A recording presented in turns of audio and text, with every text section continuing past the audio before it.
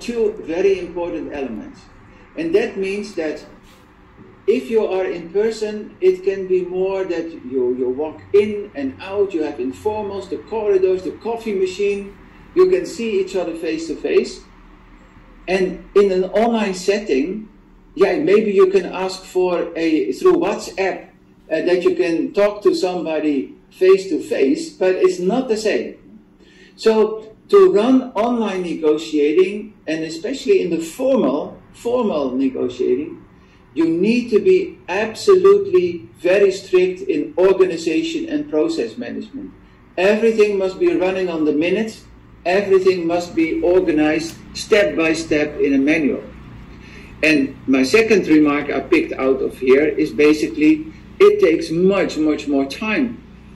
The interaction is different. The way you would like to include everybody and the way to make interventions is much more difficult.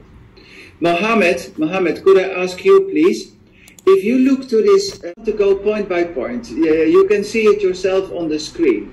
I would like to pick out number 3 and pick out number 4. Because in our negotiatings, either bilaterally or multilaterally, we have to construct a package deal in which all delegations can find each other and making sure that we have a level of agreement and overlap of interest. I would like to emphasize the word coherent. That is the trick. That is the difficulty to be good in negotiating. Because if you are negotiating with 10 member states of the ASEAN, you must give room to delegations that if they make concessions, of course they need something back. Otherwise they cannot sell the conclusion back home.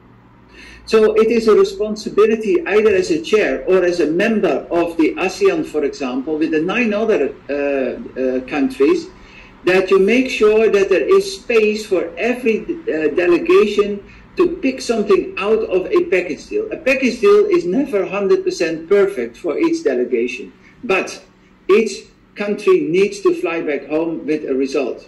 So it is a responsibility not only of the chair but of all delegates to make sure that once you build on the package, that the package is still acceptable after days of negotiating for everybody. Because in ASEAN, for example, and in most situations, decisions can only be taken by unanimity and consensus. So therefore, not only package dealing, but the coherent package dealing is extremely important. The number 4 I would like to highlight, that is quite important, and to be honest, I have seen a lot of mistakes in practice. That is basically always feel protected. That you are not negotiating as a private person, you're not negotiating as an individual, but you are negotiating as a professional, as a functionary, accuse you, that they put you into the corner, or that they even accuse you personally of things you have not done, but is only meant to disrail you, to make yourself more irrational. And we all know if you get irrational, you often make mistakes. So feel protected in the negotiating, that you diversify yourself as a private person, as a person from the issue, from the business, from being a functionary. Now, it sounds easy, eh? It sounds like an open door. So why then do I see even American representatives in the Security Council getting angry, step up and walk away? Yeah? So there is this slide. And don't worry, we will send you my PowerPoint afterwards so you can read it back in a more easier pace of time. But my purpose is basically just to show you this, that if you look to the phases of negotiating, and of course this is not 1 follows 2, 3 follows 2, 4 follows 3.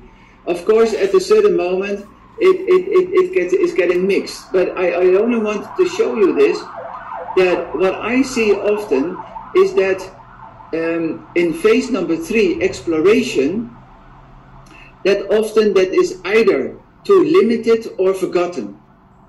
And it is extremely important after a good preparation, after organizing the negotiating in rules and procedures, but to focus clearly on the exploration phase.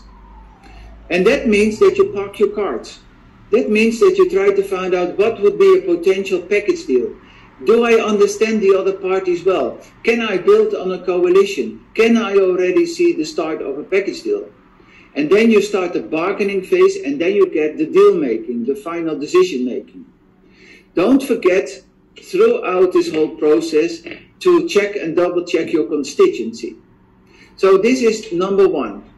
If you take this as a tool, and of course you will get my PowerPoint. We're not going to read out, these are the criteria on each phase.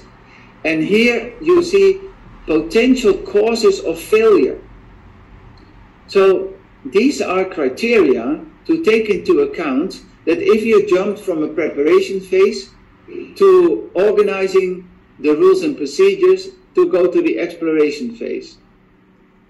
For example, in exploration, it could mean that you have imperfect information.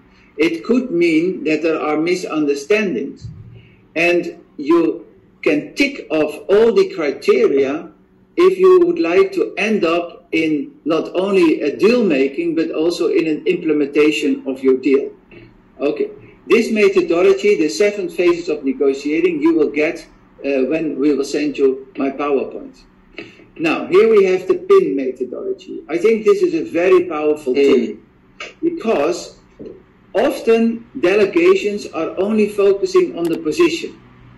And the position is nothing more and nothing less than a publishee expressing what you want. For example, I want $100 million as a loan from the World Bank.